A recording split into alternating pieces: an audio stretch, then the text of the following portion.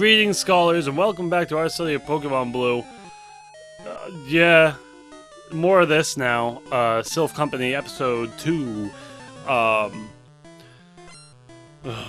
Yeah, so... last episode I was talking about, like, the slow parts in games, right? When it's like, sometimes you just get to the point where the game isn't doing anything all that interesting, and you're kind of just going through a dungeon or 2 or 3, and there's like the main gameplay loop, and like it works fine if you have the patience for it and you like the gameplay well enough. So like in Zelda games it works out. Like you're going, let's say, Link to the Past, you are in the Dark World, and... No. And... yeah, what a priss. Priss? Puss? Whatever. Yeah, I think so. So...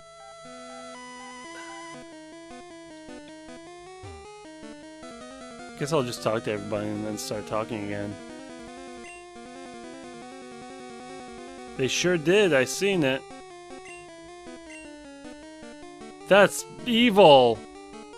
I thought they were here preparing for trouble, making it double, protect the world from devastation, to unite all peoples within our nation, to denounce the evils of truth and love, to extend our reach to the stars above. Jesse James, Team Rocket blast off at the speed of light. Surrender now, prepare to fight me off. That's right. I thought that was their goal.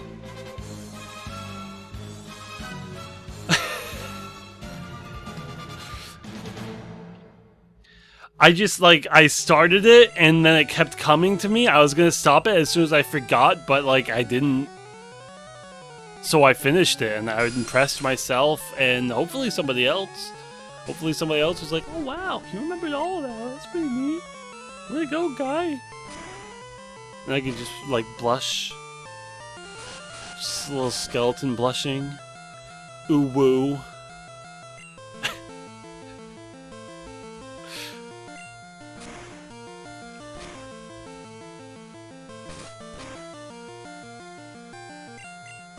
Yeah. So hey,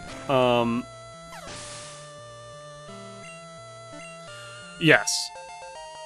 The issue I'm having in this particular instance is, right? You ready? You're ready for this?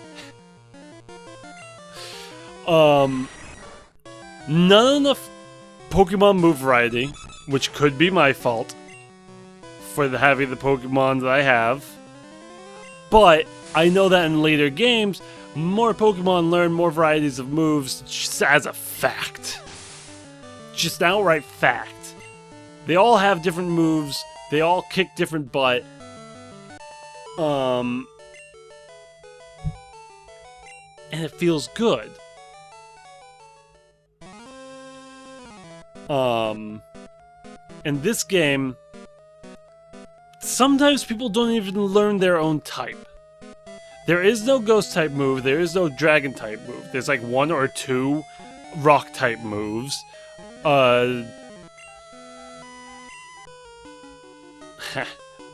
Tixie?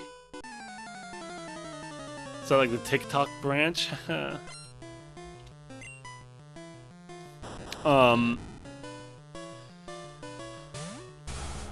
So... Pokemon? Yes. I was trying to compare it to Zelda, right? You got the different dungeons in your... No, he has good defense, though. I don't want to put out Vulpix if he's got good defense. I'll just keep on with Sand Slash. you got all these dungeons, and it's like you would think, oh yeah, it gets boring because you're just doing dungeon after dungeon after dungeon, but all the puzzles are so different each time. You got different monsters you're fighting in each dungeon, and you get a new item in each dungeon. Sometimes two, one to just get there and one to use there.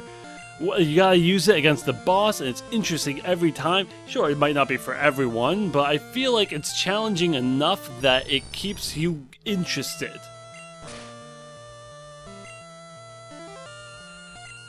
And a lot of games don't do that. You get to like the halfway point, or like the 2/3 point, or whatever. You're in like near the final act, and it's like you have complete freedom of the world. You can do whatever you want, whatever you need to finish. All of these loose ends, whatever. You train yourself until you think you're ready to fight the big boss of the game, and you just. There's still stuff that you have to do, though. You can't just be like, okay, I'm done, I'm ready to fight the boss. Because you have to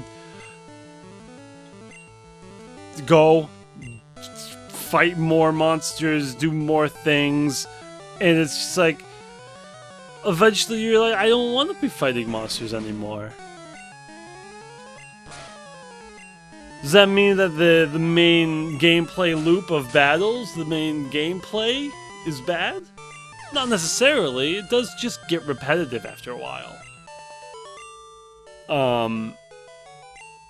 And you have to keep things interesting with character progression into the late game. And sometimes, sure, it's okay to have like, yeah, I just have sunk cost fallacy with this. I've just spent so much time with this game that I should finish it just to make the time I spent worthwhile. But you shouldn't be relying on that as a game developer, right? Like, sure, expect it to exist, but don't say, yeah, they're going to finish my game just because they've been playing it for so long, so I can have the final third of the game be boring and it doesn't matter. Don't be that guy. The hell? Alright, I guess I shouldn't care too much then.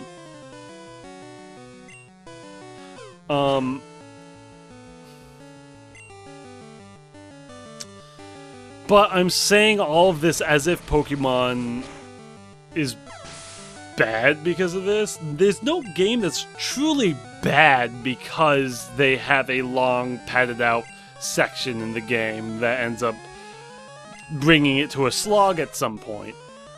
It's just a nature of games. You have an idea, you need to like fill out these dungeons and these areas with monsters or fights or whatever. And sure, you can say that makes it a bad game, but I don't feel like that's true. I feel like it's just a bad part in the game. If that ends up being a vast majority of the game, if it's a full third of the game, then yeah, okay, maybe it is a bad game. But it might still be worth playing and seeing through to the end if the story is interesting enough, if you do like the gameplay, and it's like, sure, all of this time that I'm spending doing the same thing over and over again, it's fine because I enjoy it. There are games like that. Ooh, Sword Stance. Ooh, Sand Slash. Venusaur? Nah. Sand Slash. Sand Slash? Poison Sting. Huh. Sand Slash? Sunk cost fallacy Sand Slash. I gave him dig, I PP up dig. I'm gonna give him more to power him up more. Let's see, get rid of Poison Sting, because who gives a damn?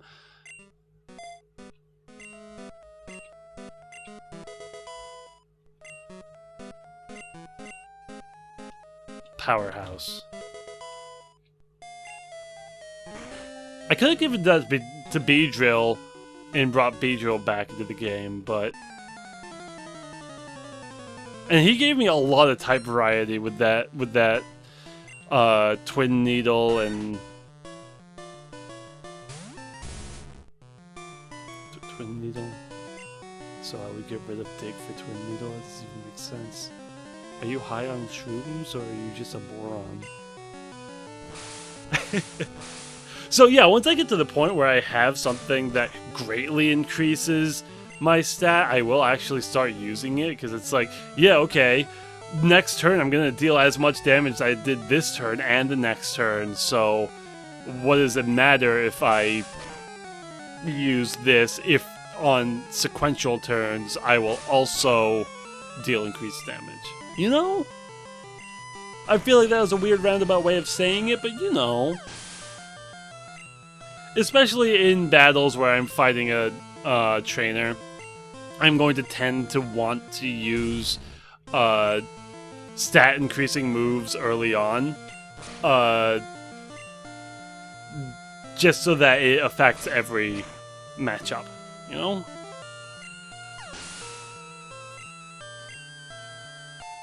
Yeah, Sand Slash is wrecking house.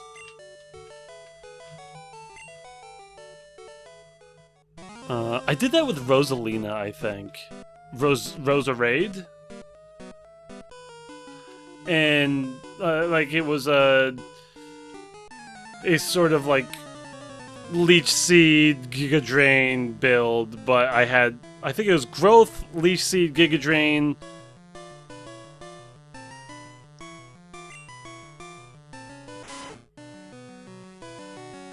Poison Powder? And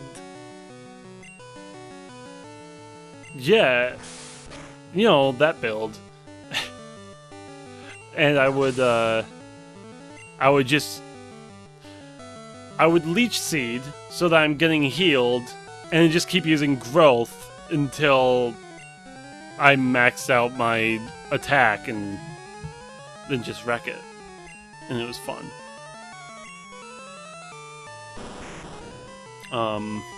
I don't know, is there anything else I want to say about the whole thing about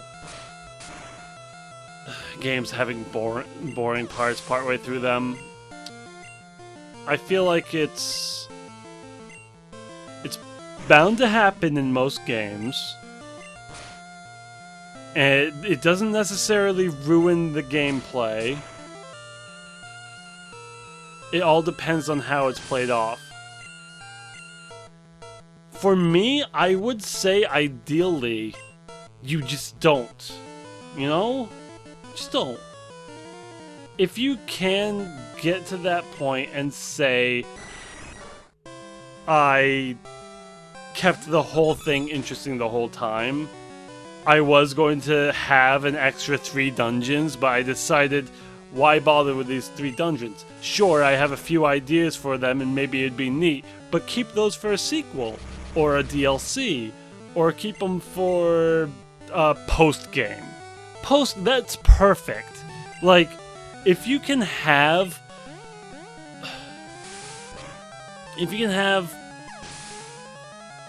an extra couple dungeons in the post-game, instead of having it pad out the mid-game, this feels good, man. How should I actually word that? Post-game is almost universally a good thing. I can't, okay. I guess I failed. Alright,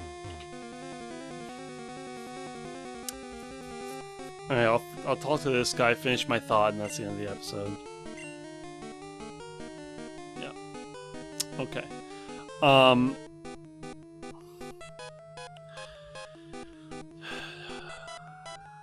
Yeah. Post-game, it's like more content, right? So if you feel like your mid-game is being slogged down by too much shit, take that shit and make it post-game. And that post game can be like with Final Fantasy VII or whatever, where you have extra boss battles that are harder than the actual end boss, but before you fight the end boss, that's fine. I prefer not that, though, because the end boss ends up being anticlimactic. If you say, just like, oh yeah, this is the final save before the end boss, and you save there, fight the end boss, and it was an epic battle, it was cool, then you go fight Sin or whatever, then there you go. Sin? No. Weapon. That's what they were. Sin was 10, I think. That's essentially post-game. But I feel like it flows better if it's like, oh yeah, you beat Sephiroth, go fight the weapons now. Or, but you know, it had a time skip for the ending, so you wouldn't be able to do that. You would have to just go back to your save and fight the weapons from there.